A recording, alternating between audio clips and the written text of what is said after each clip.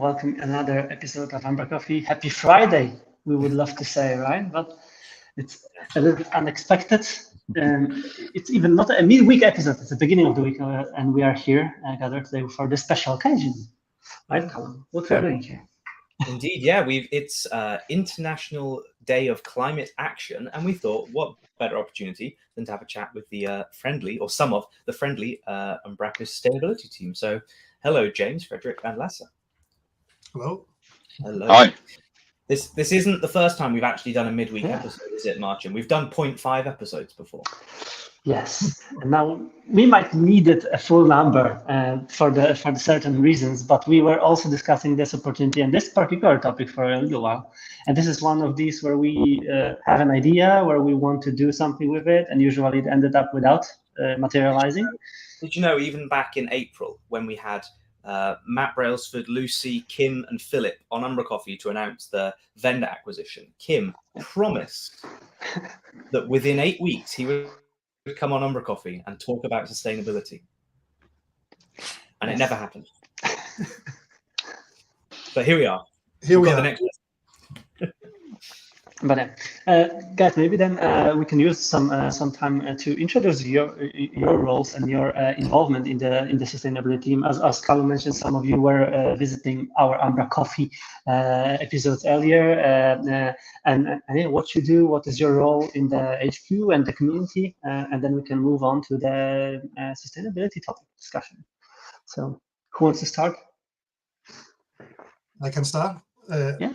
My name is Lasse, and it's my first time actually on umbraCoffee, although I've watched more or less all episodes since I started at HQ, close to 2 years back. I'm product owner for the CMS team, meaning the open source part of Umbraco, and then I'm steward for the sustainability team as well. And we can move on to me. My name is Frederick. I work as a UK partner manager here at Umbraco, so I help all the UK agencies to integrate Umbraco into their ecosystem and thrive on it. And in the sustainability team, I'm helping Lasse as a steward as well, so setting the direction for the team, and that's some of the tasks that we're doing and trying to be the glue in the team. I'll go next. I'm James. I'm head of engineering at a digital agency called Great State, based in Bristol. We've been Umbraco partners for a long time, and I'm one of the sustainability community team members. So it's been really useful to be helping influence that, but also bringing some of that back to our agency and making what we do more sustainable. And also my first time on umbraCoffee. Well, hey, you'll get a mug when we find the time to get mugs. Can't wait. There's a stash actually somewhere in Denmark. I was going to ask, I know there's a nice blog post that's summarized when you formed the team, your motivations for the team, but maybe you can quickly tell us what led you to start and then join the sustainability team. I can actually start on that. So the first talk around the sustainability team dates back to Code Garden, not this year, but last year, with Rappen van Diklen from the Netherlands, where he showed me and Kim how Google would about to rank websites based on the criteria called carbon efficiency, and why didn't they do that? And now it's actually gonna be a thing. And then I thought, well, we had this whole community and ecosystem of people that works professionally with a piece of software. Why can we not use the power of the community to make our CMS one of the greenest CMSs in the market? So I saw some competitive advantage in this thing as well, though also making the planet better. So why not? So I actually had a chat with Kim around it, and he said, let's look into it. And you sometimes tell somebody about your idea, nothing happens for a long time. And then Lasse also came to me, and he said we should actually do this because there's actually many people who's interested in this subject. And I think about 6 months later, we announced the draft for the sustainability team, and we had a LinkedIn group already ready with around 15 people from different agencies across the world. And luckily, most of those actually signed up for the actual submission, and then the team was formed. I think it relied really well with what Andy was sharing then on the Code Garden Partner Summit, or because that's what I remember, at least, that it was the talk which started me thinking more about sustainable solutions, and it was also a huge motivation for a lot of the community members to really start digging into the topic.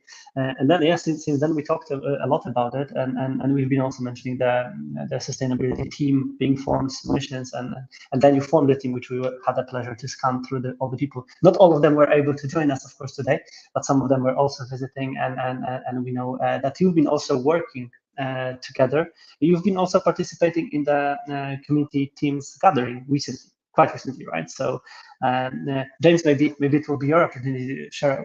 Have you been there? Have you attended the teams gathering? Rather annoyingly, no, I didn't attend. I was actually out of the country, so that little segue didn't really work out. But some of my colleagues in the sustainability team went along. It sounded like a brilliant trip, including visiting I think a community power plant and some other sustainability related things. I mean, Fred and Lasse can probably talk about it in more detail because they were actually there. Yeah. So Lasse, maybe you can summarize the team's activities.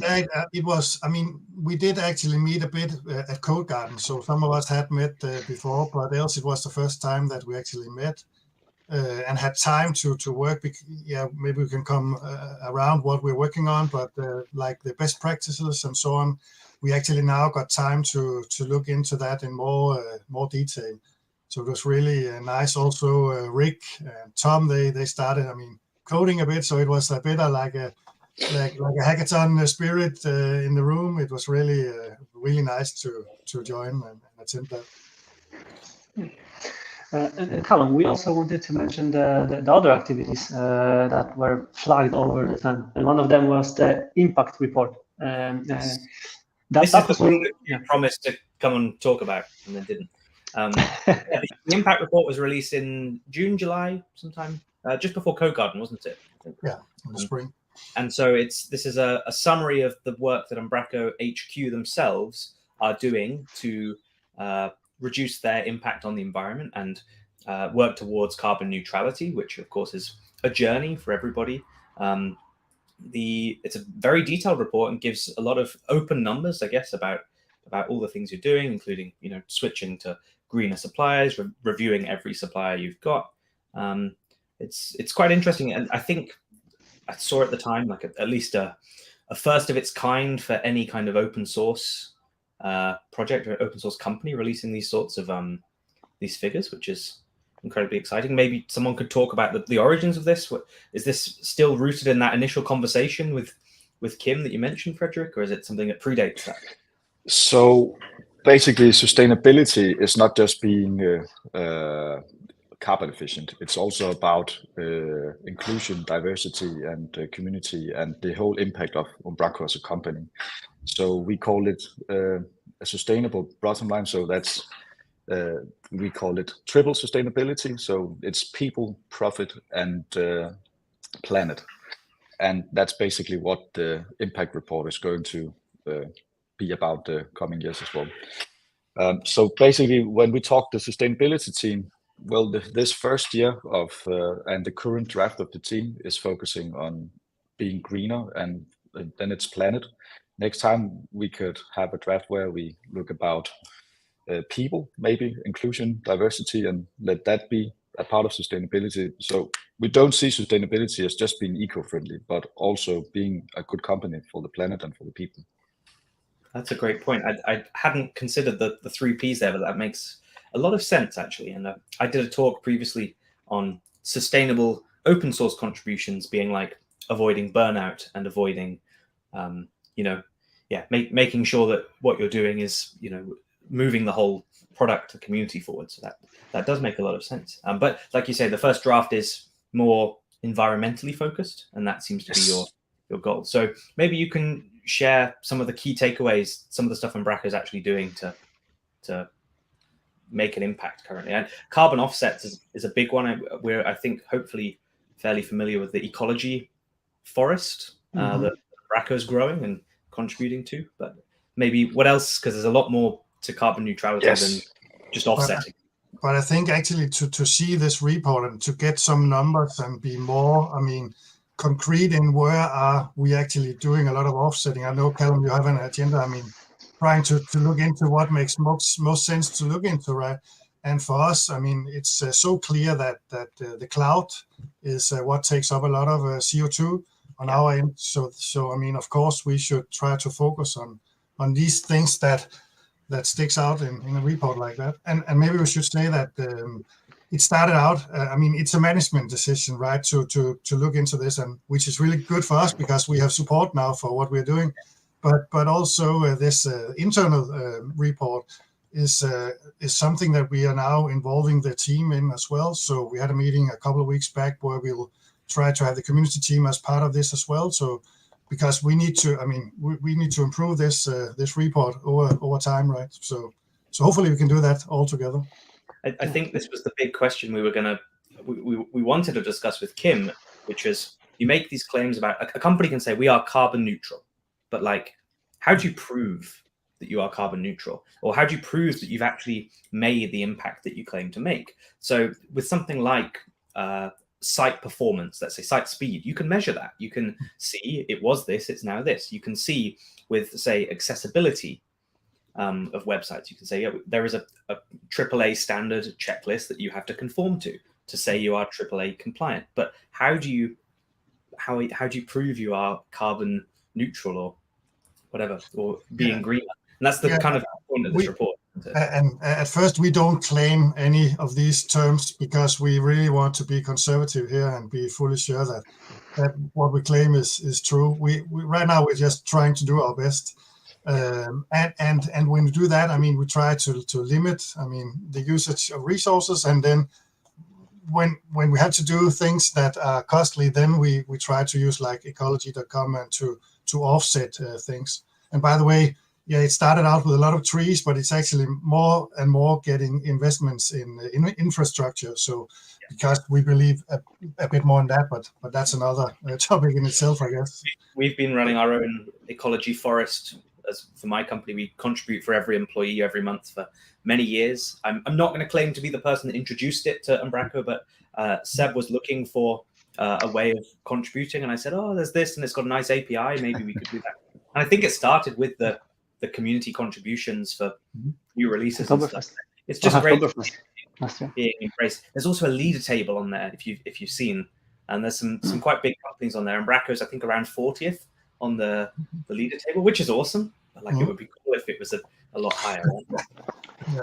Yes, and just to sum up what we're doing internally as well as we're doing externally, then let's say the community sustainability team is working more with the product and the external impact of Umbraco as a product and a community, whereas we have an internal setup where we have around four people working with the impact report.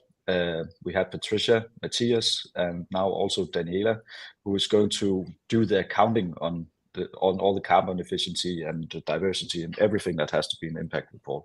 So next year it will be way more detailed and way more professional as we are trying to ramp up to the CSRD regulative, which is also one of the kind of incentivizers of the sustainability team, because every company above 250 employees will have to report into the CSRD regulative.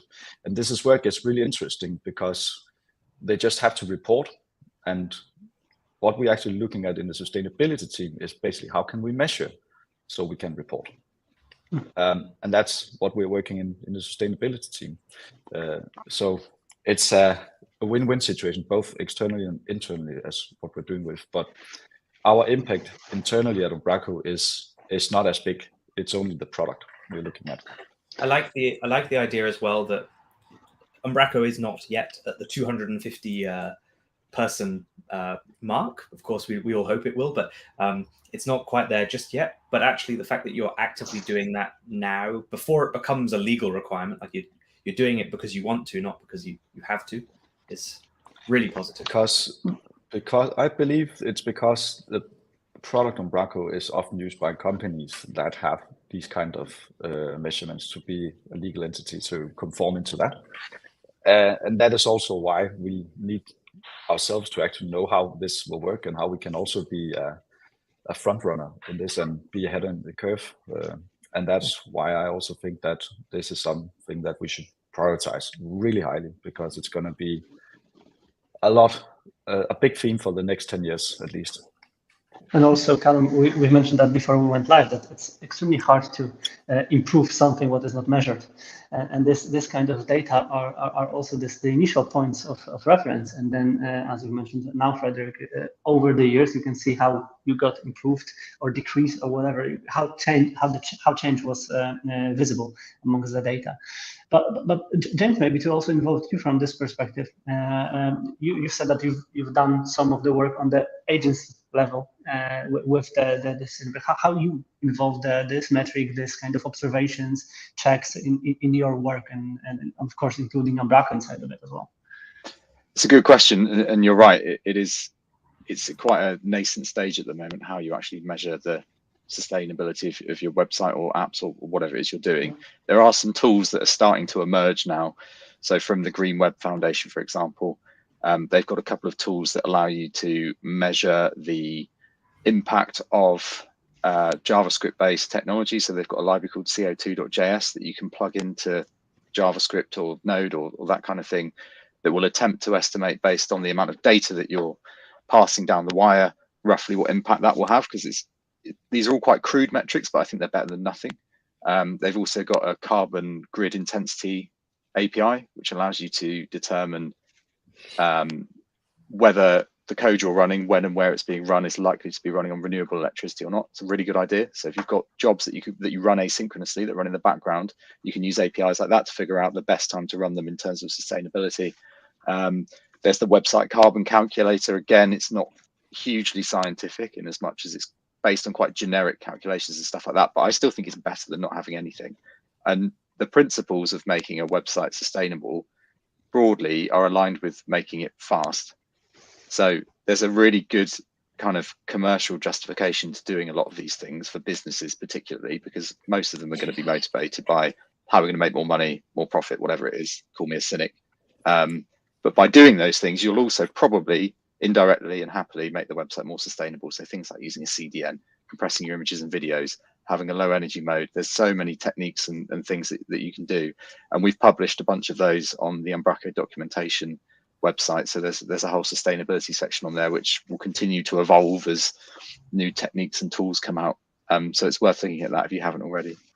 I think that, yeah, performance equals efficient thing is a really good analogy, and hopefully explains the value to core businesses. I like saying things I'm not supposed to on umbraCoffee, so I'm going to say it anyway. But I saw that the thing you alluded to, Lasse, that was being hacked on at the Community Teams Day was Rick making a dashboard or a content app that shows the carbon or CO2.js stats for your site. You can run reports and see those in real time in the back office, which is nice. Again, just bringing visibility, awareness, those sorts of things. Whether it gets released or not, I don't know. But it's an example of an application of that.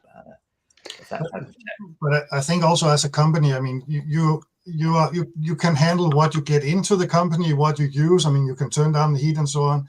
But for example, from our side, what we move forward into the value chain, right, we rely on you and everybody who use Umbraco out there. So trying to, and that's what we do in this team, right, trying to promote how you could use the software best possible is a step where we really can do some impact if we succeed, right?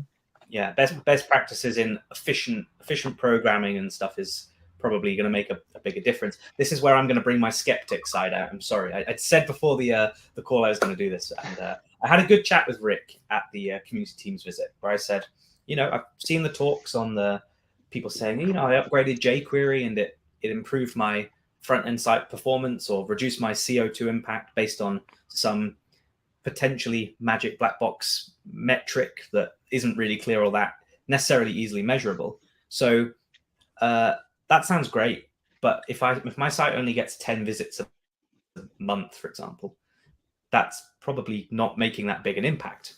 So it's like saying, okay, if Umbraco changes all their light bulbs over to energy-saving light bulbs, we're being more efficient. But realistically, the effort that you need to put in is on like making the Umbraco CMS, the core, more efficient, use less resources, so you can provision smaller servers, or you can, better tools for generating static sites rather than improving jQuery thing. I come back to the example of if you've only got 10 users. If you have 10 million users a month, of course, those front-end optimizations make a difference. But for the smaller people, and the broadest impact that I think Umbraco can make is about reducing the core what it takes to run Umbraco, basically. Yeah, I mean, of course we are trying to do that, and I can come into that later. But I mean, in everything you do, and that's a product owner statement here, right? You need to prioritize, right?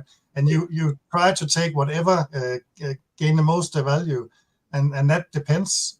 So I'm attending some sustainability training these days, and has sat next to a company where they done more or less everything they could, even things that didn't matter at all. And then we had a look at their website, and they started out with a very, very big auto-loaded video, right?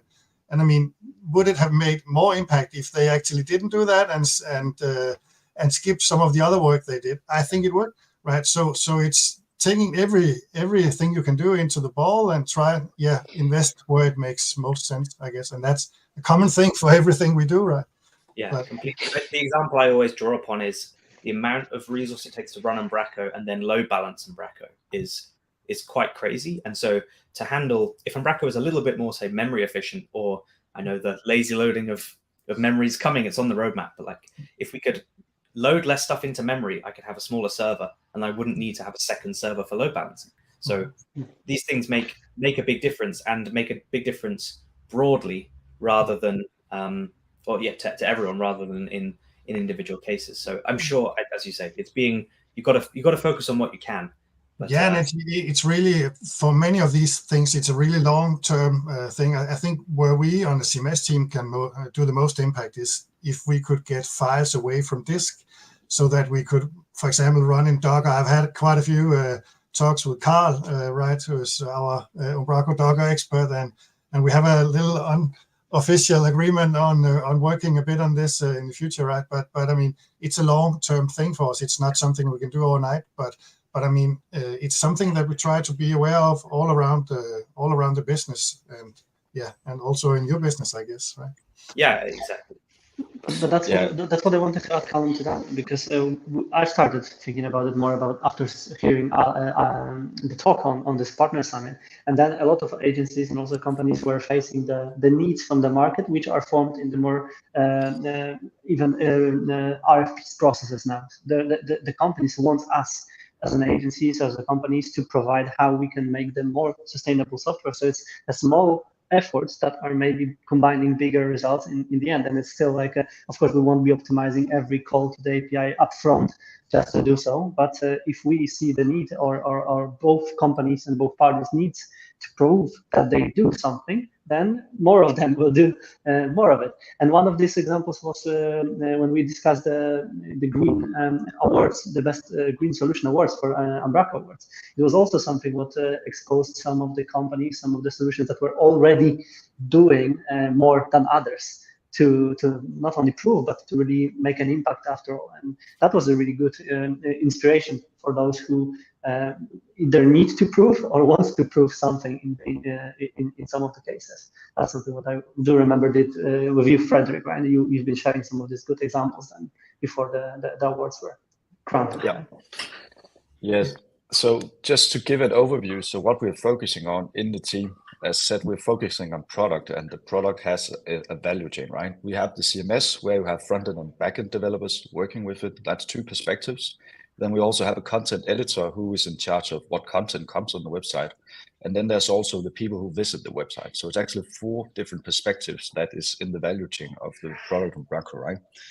And therefore, what we're doing in the team right now is making the best practices for front-end and back-end developers and content editors, because that is something we have a documentation platform to actually put on and actually do a difference.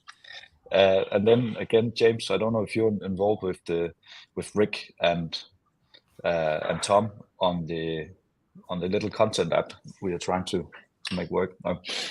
No. But then again, we have some small side quests along that journey, and that includes whatever innovation we can do to make it easier to measure all these things together. So that's the overview of what we're working on at the moment. So I know that there's something that could be done in the product, which is Lasse's job to prioritize. And then there's also a lot of perspectives that we need to make sure that we consume the product differently, because sustainability is not just the effort that we can do as a company, it's also the effort what we can make our clients do to how they consume our product. You mentioned one of your focuses is highlighting best practice, and that's probably the best thing that we can do now. Perhaps if we've built a site that is not the most efficient but doesn't get the most traffic, it's not worth spending the time fixing that one site. It may only live for another year or two, but instead educating so that the next site you build, the next big site you build, is as efficient, as green as it could be, then everybody moves forward. And if at the same time Umbraco itself becomes more efficient and more green as well, then I guess, yes, we all end up in a better place eventually. Like you said, Lasse, it's a long-term goal rather than expecting everybody to be overnight super efficient. Yeah, and then we all need to learn, right? So I think it was really nice to see Crusoe, who I think they won, didn't they, the award? I mean, because what they do is actually to push it also out to the user, to the end user, right? Where we are not in control at all. And so, I mean, they also have a responsibility. We as users have that as well. So if we can even get out to that, then we can make even more impact, right? And I think this relates to the metrics again, because if you mentioned that 2025 was when the companies will need to report, or the size of the company will dictate the needs for authority to control it. So someone will need to prove some efforts taken to do so. And same like, let's say Amazon now, every millisecond can bring them more business for them. So for every kind of resource saved, then there will be a metric or award coming back in kind of better recognition or better even SEO recommendations for the websites who will be more sustainable. So it's a long-term investment, and education is the important part of it. And I think it all leads us now to the topic, which is also something that you've started as a team, as an initiative to make sustainability a game or a challenge a little bit. And that has formed the Umbraco Sustainability Challenge. That's the official name of it, right? So can you tell us more about it? What was it? What was the motivation behind it, and how it's all going now from your part? I think we have to give credit to Jeffrey, who was the inventor of this idea. But we all fairly soon, adapted it. And I mean, what is better than a little competition in something that you like or work with, right? And so that's the basic idea. It's and here, I mean, there's no bottom. I mean, it's very, very difficult for us to, you could say, evaluate what is the best work done here. There's no, I mean, you cannot take 2 lines on a specific results. We will not use any kind of tool. So it's more, I mean, it's more the effort that you put into it and the creativity we will see around it. I mean, and hopefully we'll get some really good ideas that we can all start using, or someone who with a very simple effort will improve an existing site, for example. I mean, if you can take a lot of low-hanging fruits in a couple of hours, why not do it? So so I really hope to see a lot of warriors, and crazy things going on here.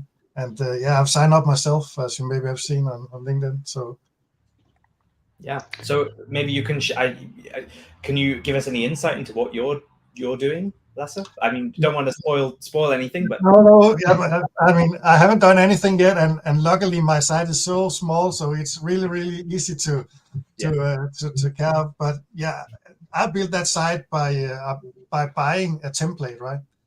And that is not good at all when it comes to sustainability. It has a lot of JavaScript and things that I don't use at all. I mean, so I guess I should go into some of the best practices we have here by minimizing and all the stuff. And I also added a photo of myself in the highest resolution I more or less could find, right? So there are improvements there as well. So I have a lot of low-hanging fruits, that's for sure. But I mean, depending on the time I have to put into it, I would like to also maybe for myself try to do it really good if I could, right? And again, I think the sustainability challenge is another great opportunity to share more of what we do. And as you've mentioned here before about this documentation parts, a lot of the people don't even realize or know that these can affect the end result of the footprint or of the metrics that are then measured behind the scenes.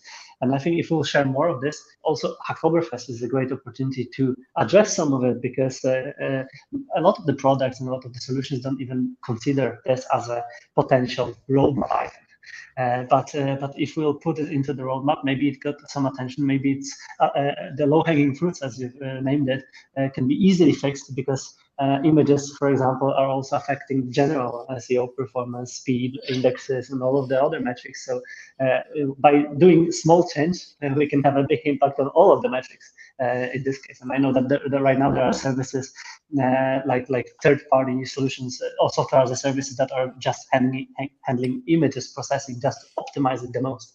But again, they are offloading some of it. They need to handle on some other metrics internally on how to process it effectively. So yeah, I think this documentation piece might be a really nice starting point also for people who don't know where to start and find out the area which interests them the most. Could somebody perhaps share the key dates, key things we need to know? So when do you have to apply to be part of the challenge? When do you have until to get your gather your stats, your metrics, and as you say, measure, share, and then what's the prize?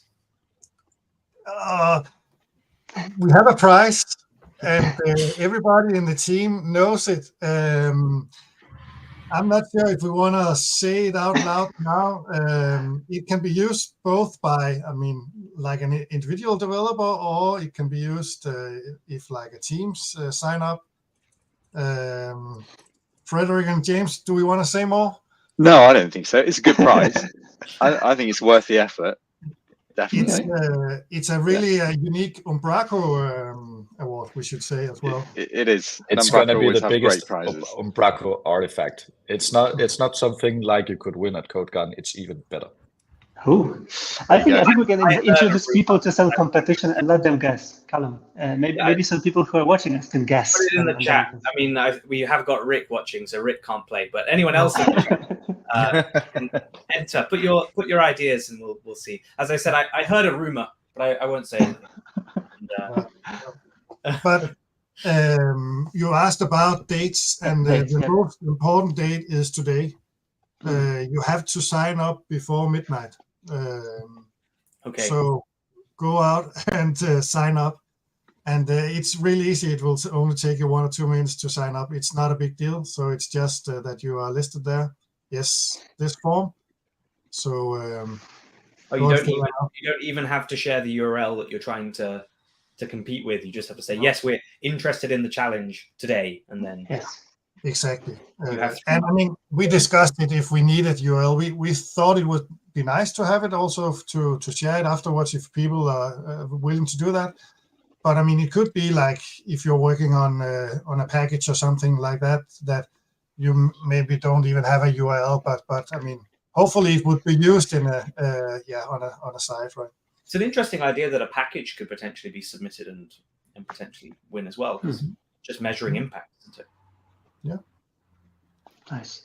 So yeah, that's also good timing for everyone who might have missed it and is deadline driven, as a lot of us.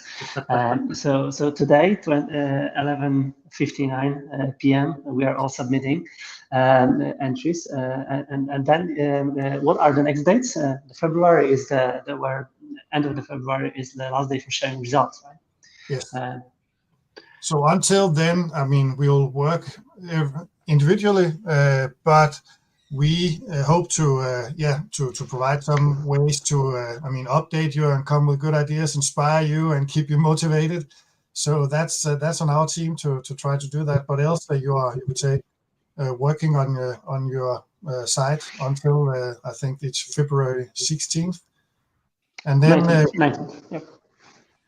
Once again. 19th of February. That's the last day of sharing results. And then we will evaluate it on the community team, sustainability team, and award a winner on March 33, which is also Earth Hour. Lovely. You've aligned these dates very nicely. Mhm. If I remember correctly, it's a 19th Umbraco birthday. Yeah, as yeah. well. Really? Yeah. Is it? Oh, wow. Yeah, the 16th. Yeah. It's 19th. Yeah. Here. And maybe I should just, as a last thing here, say that, well, during the community team's visit, we also, I mean, in the team, sat down and did a little review of umbraco.com to try to see how will we actually evaluate things, and also, I mean, what could we provide of feedback if we wanted to do that. And of course, internally, it was, I mean, nice to share. We all know that we can improve on that as well, right? So, and we will, but I mean, it wasn't perfect first time. no, but not everything are perfect in the first time, right? No. But I mean, we all know it, right? It's and it was really nice to have that. I mean, a group dynamic to try to look into it and come up with good ideas. And also, we had Rune in the room to hand over the ideas and results. And I mean, that process is a giving thing in itself. One of the most eye-opening activities that I took part in at Code Garden last year was it was in a workshop at the Partner Summit, and they said, "Okay, get your phone out, open up your company website, and pass your phone to your left. Mm-hmm. Give your phone to someone you don't know, and they're going to scroll through your website for 2 minutes and then come back to you with some feedback." Yeah. And it was like, "Oh, okay, yeah, I don't know what your company does, or I couldn't find any information on how to get in touch with you, or in our case, oh, I found a link to one of your competitors' websites on your own website." Like, really, really eye-opening things. Like, oh, okay, we really need to go away and fix that. And I think probably a similar activity from a sustainability perspective would be good. People don't see that, oh yeah, that massive image we're loading in the header, or that auto-playing video or something like that, or oh, you've got these 15 JavaScript pop-ups that come up. Like, those are all making an impact, and maybe people don't realize. So I'd love to see that kind of activity, maybe at Code Garden or another event where, yeah, getting an outsider's view on your website and just some immediate feedback, a bit like you did with umbraco.com. I can see how that would be really valuable. Yeah. Awesome. And we will update the dates because Sebastian shared a little bit that the date on the blog post is wrong. So last year you were right. The date on the blog post and the form is wrong. And the form, yeah. So someone needs to go and change both. So it's 16th of February is the correct date. But yeah, it's still plenty of time. So that's definitely worth to mention. And yeah, I would love to see more of it. And as Carl mentioned, my kind of always idea and dream was to kind of do a collective and collaborative reviews of the solutions, or something like audits, like, you know, show me your website, we'll tell you what's wrong there. It's easy to criticize that way. It's not that easy to fix it then, but I think we got used to some kind of open source pairs of eyes, additional pairs of eyes, also from people who are exposed to some ways to see things a little bit different than we do, because we are usually bounded by our not that wide perception or view on what we do in-house. So yeah, definitely share more. And lastly, you've mentioned the kind of also social media and LinkedIn activities that are kind of, first of all, following the activities inside of the challenge, of course, the challenge participation too. And you said probably in the blog post as well that people are also introduced to actively share what they are working on, what they are doing. And it's like a challenge is not only submission to the form and then results, but it's a process. And I think for all of those who are participating, you also want them to share more. And that's for all of us who might or might not participate to see that something is happening, right? And how I mean, of course, it is a competition, right? And there's a really, really great prize. But I mean, the primary thing here is that we can all learn a bit, right? And yeah, so I think that's a lot of call to actions for today. Still an open way to participate and sign up, and the time is until the end of the day today. You literally have 10 hours, 49 minutes, 48 minutes and a bit left. So not long. Callum is just proving that we are live.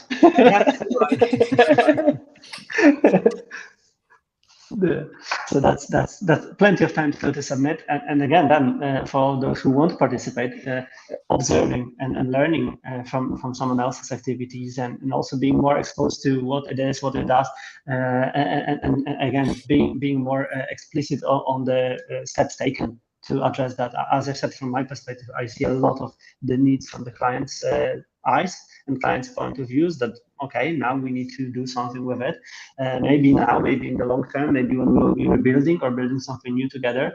So now seeing Umbraco also doing a lot internally on the core levels and also the website levels would be really good to see the results of it. And of course, then feel free to get the invitation from us in February, maybe, or after that, after the challenge, to summarize it, because it would be really good to see how it all changed over the time, and then see who won this amazing award. After all. Awesome. We'll make sure the links are down below for signing up. We'll do that straight after this. So yeah, you can go do it. Otherwise, you can go to the Umbraco blog, and there's all the details there. But yeah, thank you very much, James, Frederick, and Lasse. It's been lovely to chat and lovely to highlight the awesome stuff you're doing. As Marcin said, I'm kind of keen to see the results here. So best of luck to everyone in the challenge. Yeah. Thanks for having us. Yeah. Thank you, guys, and have a lovely rest of the week. And we'll see each other on Friday, as usual. See you all soon. Bye. Bye-bye. Bye, everybody. Thanks. Bye.